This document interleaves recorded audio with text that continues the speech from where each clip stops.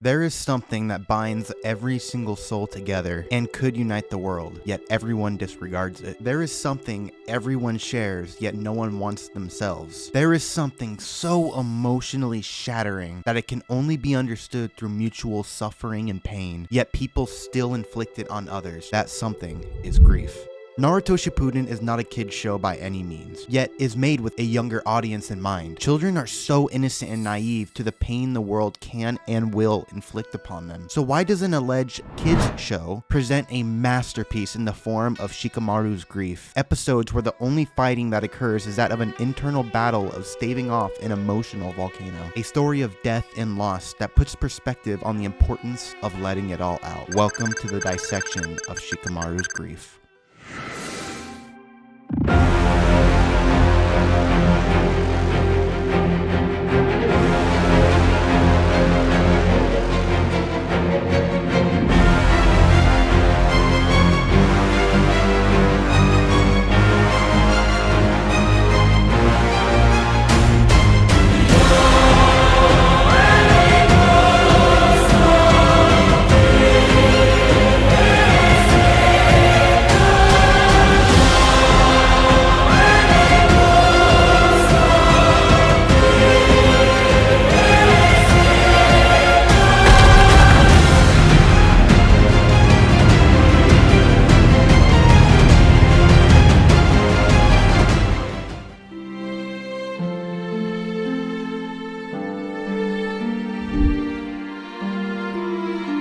Hey everyone, welcome back to the channel. We just passed the 22nd anniversary of the Naruto anime, where we met all these characters for the first time. Whether you were there from day one or experienced this masterpiece later on, we can all agree that the story of Uzumaki Naruto is a beautiful one. One where just hearing a recipe of sound elicits an emotional response.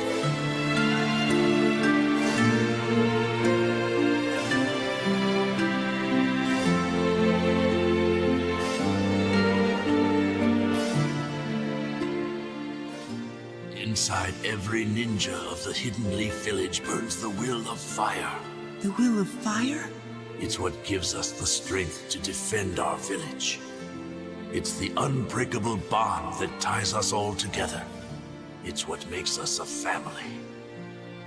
These characters were mere children in the beginning with the only goal to get stronger and find their ninja way. They were a lot like us in many regards, just trying to find our own meaning in the world. Fast forward to Shippuden, these ambitious young shinobi are now young adults, being subjected to the cruel realities of life. Specifically in today's video, I'd like to focus on Team 10 member Shikamaru. Team 10 lost Asuma, and that hurt as an audience member who loved him and the relationship he had with his team. However, having that grief be conveyed through someone closer to Asuma than we could ever hope to be hurt. We see a character break down to a point where the line between character and a person is blurred. Most times, especially in stories with younger audiences in mind, characters don't really die often. And if they do, there's a quick funeral scene to say goodbye to the character and then quickly move on. You don't want to scar kids. Kishimoto took it so much further. We see what grief does to someone who's as strong-willed and mentally fortified as Shikamaru. He's not a character who wears his heart on his sleeve, rather opting for logic and strategy like his father Shikaku. Now imagine you're a child watching this. We wouldn't truly understand the emotional fallout. I mean, it's tragic, but not painful. As an adult, that sadness is converted into pain. The question I am seeking to answer through this dissection is something I never really thought to ask up until episode 82 of Naruto Shippuden. Why? Why is it sad? Why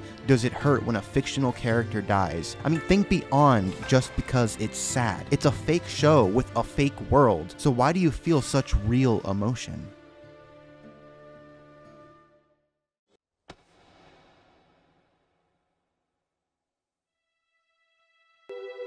Yoku yatta na, Shikamaru.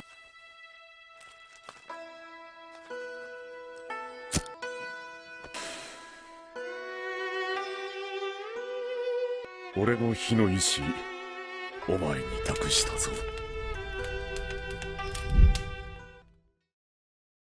To answer this question, we need to figure out why we have committed to this story for so many episodes, through all the ups and downs. Now that question, however, is easily answered. It's because of the characters. When we see Asuma, we aren't thinking, oh cool, it's an anime character named Asuma on my screen. We just know it's Asuma. He has a wife, he has a child, he smokes cigarettes, he has wind-style chakra, he loves playing shogi with Shikamaru, he loves putting the next generation first and protecting them at all costs, like you would with a king piece. He is a shinobi of the Leaf Village with the will of fire rooted deeply within him. He's not an anime character named Asuma, he is Asuma. You see, when you write characters well enough, you forget you're watching a fictional story. You're immersed within the world more than anything. Why else do you keep clicking next episode? It's because we care about the characters, because they feel real in those moments we are glued to our screens. And that's a wonderful power someone can bring to life with just a pencil. When Asuma died, it was sad, of course, but what hurt the most was seeing the characters around Asuma hurt. It feels real because it is one of those few times we can level with these super powerful shinobi. It's what makes them relatable and feel like people, not fictional characters with a name. Because grief is one thing everyone shares, real or not. Those moments you want to reach into the screen and hug a grieving character like Shikamaru is all the proof you intrinsically need. I suppose it's one of those things you'll only understand through that shared grief. It's why seeing cigarette smoke might remind you of this.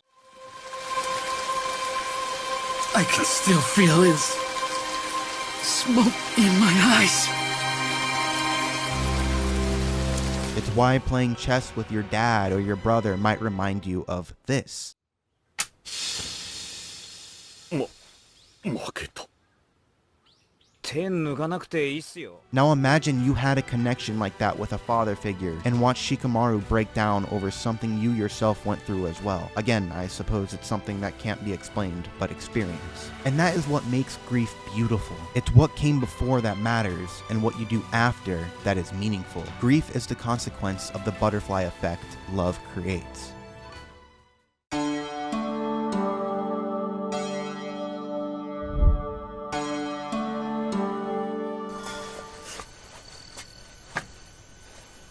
Jiraiya 様のことは聞いたよ。俺のことずっと見てて欲しかった。俺がほかげになるとこ見ててもらいたかったのに。ジライア様はお前をずっと見てるさ。今だってどこからかな。 Now, to fully answer my question, I would like to explore the paradoxical beauty that lies within grief. No one is ever alone in grief because we have all experienced it in one form or another, no matter how strong or weak it is. That's probably the strongest theme in Naruto's story. We see how grief affects different people in so many different ways, even someone as emotionally closed off as Shikamaru. So why do we still inflict it on others in the real world? Do we truly not remember what it feels like to hurt? And I mean really hurt. A story like Naruto teaches us lessons like hate begets hate begets hate begets hate begets hate, and it triggers an emotional response because we acknowledge those lessons. That's what makes these shows good and meaningful, and why we recommend them to our friends, because these lessons are so powerful because they're so real and so raw. Yet we go ahead and start wars in the real world as if we learn nothing. It could be something as small as being petty to hurt someone because they hurt you. That is the beautiful irony in grief. It unites us, then we use that to divide each other. Yet when everyone experiences emotional scenes like Shikamaru's and feel that shared grief, we forget what that felt like as soon as our TV goes black.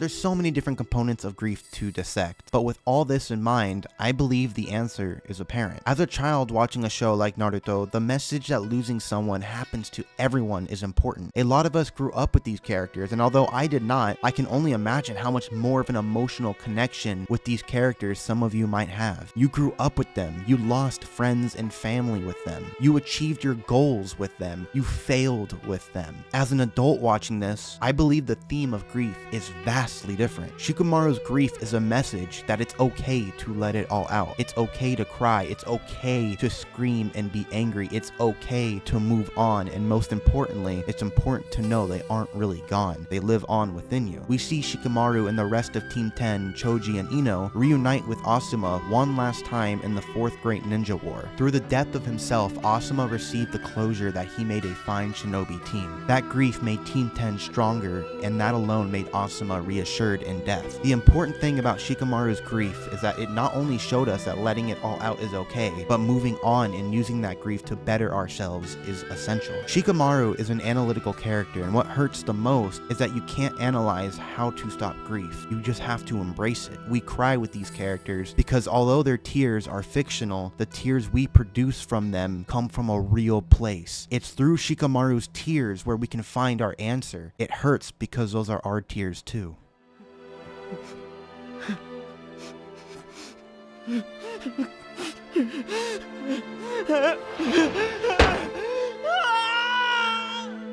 Well, there you all go. There is my dissection of Shikamaru's grief. I didn't want to make it a super long one, otherwise I would have just ended up talking in circles, but I had a lot of fun with this one. I think it's important to stop and really dissect why you like a show. Why is it that you feel sad when someone dies in a fictional piece of media? It's fake, but what you feel is real. And I think there's incredible power in that. That's what unites people. It's not just grief, it's stories as well. When you want to recommend a story to someone, I'm assuming it's because in some way it resonated with you. But what made it resonate with you? The characters, the message, the theme, all of that can be applied into the real world, which is why it is so impactful. Yet we turn around and ignore all that in the real world. I don't get why it's so hard for people to do that. I understand the pain and the hate and the need for revenge and wanting someone to understand how you feel. But most likely, a simple conversation would put all this to rest, and maybe you'll make a friend out of it at the end of the day. My point in this video isn't just to answer a question as to why these characters and these moments make us feel real emotions, but what we do with these stories. Kishimoto is trying to